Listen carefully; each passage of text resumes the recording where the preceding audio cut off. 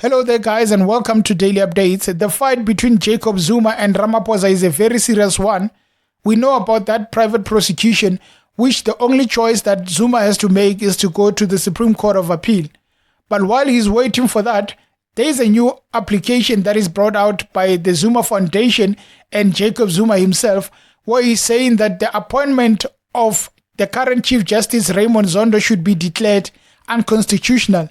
And he lists many reasons that he feels that Zondo doesn't deserve the job that he got.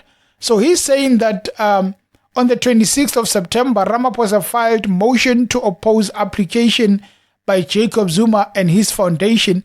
And on the other hand, the JSC says that it will abide by any decision of the Gauteng High Court. And he continues to say that Zondo scored the lowest point during the JSC interviews of 2022 for the Chief Justice. And actually, Julius Malema, at one point, he said that during those deliberations, Judge Zondo only received 2 votes from everyone at that commission. You think Zondo was being, what do you call it? Zondo was being rewarded? Yes. For the state Zondo got 2 votes in the JC. 2. Yeah. Yeah. His colleagues interviewed him. Yeah. He got 2 votes.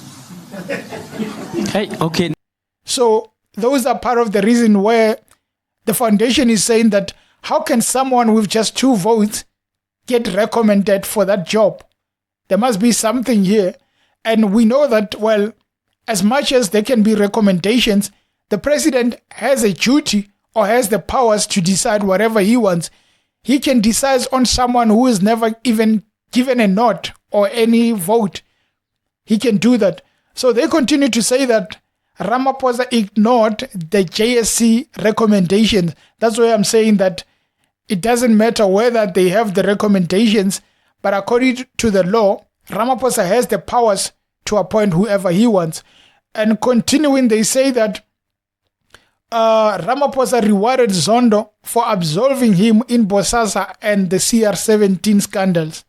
So according to Jacob Zuma and his foundation, they believe that the application should pass because Zondo didn't deserve the job. And the only way Ramaphosa decided to give him the job is that he was the one who absolved Ramaphosa on the Bosasa and the CR17 case. And now they want Ramaphosa to answer why he ignored Justice Maya as the recommended person. And actually they go on to say that, why did you ignore the appointment of a female and instead chose someone who fought for you in that Bosasa case?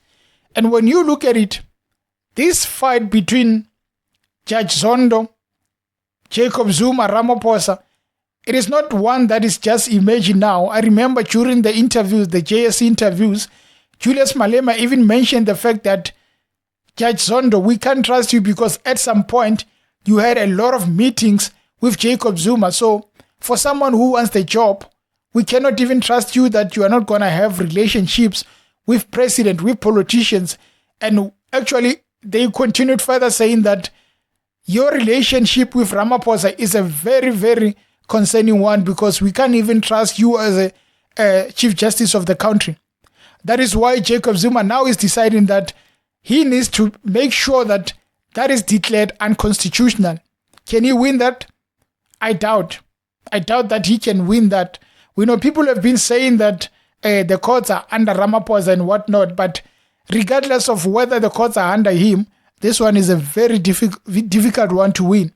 At some point, he might try, but I feel like it is not going to go any way.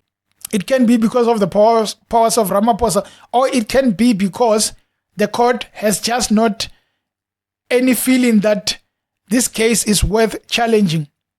So at this point, you look at the fact that Jacob Zuma is no longer in politics, but he has so much influence that when you look at 2024, KZN is one of the biggest of the provinces in South Africa. And when you look at it, it is one with a lot of voting power. A lot of parties look at KZN as that province that if you win KZN, you stand a good chance of winning the national election. Julius Malema just said during his interview with Sunday Times that he's looking to get Zuma to join the EFF, and if he cannot win by getting him joined, he's looking to get Zuma to endorse the EFF as the party to vote for in 2024. These are checkmates. And the timing of this thing of saying that Zondo's appointment should be declared unconstitutional is a very good timing, because you look at the fact that this is not only about Zondo. This is not only about Jacob Zuma. This is about making sure that the rule of Ramaphosa gets taken down, because the rule of Ramaphosa to many is a threat. And by being a threat, it needs to be taken care of, because if you look at the incoming cases that maybe many people are going to have against Ramaphosa, against other people where their influence is important, people like Jacob Zuma, people like Malema, other people, they are not going to win. So the main thing that they are trying to attack is that let's separate this thing of the judiciary and the presidency of Ramaphosa, because Zondo and Ramaphosa's friendship is a very dangerous one to many people, especially the politicians who are opposing Ramaphosa. Now, that is Jacob Zuma leading this and saying that, hey, Zondo doesn't deserve to be the Chief Justice. Actually, I remember during the commission where the one that led to Jacob Zuma getting arrested, it was Zondo who was heading that commission. And Zuma decided not to be part of that. He actually refused. He went a few times and then said, I'm no longer going there. They tried to get Zuma back. He refused.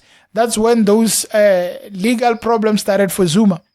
Now, you can look at it as a way of Zuma trying to say that you got one against me, Ramaphosa and Zondo. I'm going to get another against you. Can he win against Ramaphosa? Can he win against the appointment of Zondo? I doubt. But the main thing would be that he challenged them. A lot of money spent. But what does it say about next year? What does it say about the fact that Zuma is trying to win at any cost against Ramaphosa?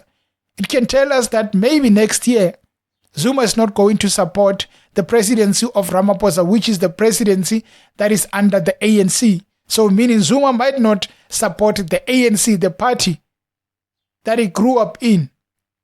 If Julius by any chance succeed in saying that join or endorse, and then Zuma continues and endorses or joins the EFF, which in turn increases the voting power that EFF has in KZN, we see a big problem here.